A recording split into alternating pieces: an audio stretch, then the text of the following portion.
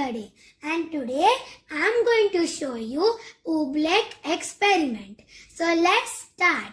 So we require for this experiment are some water, measuring beaker, a cup, spatula, food coloring and cornstarch. So let's start. Now take a cup and add 7 to 8 scoop of cornstarch. Then add some food coloring. You can use any color. Then we are going to add 5 ml of water. Mix it properly. I mixed it properly and my Oobleck is ready.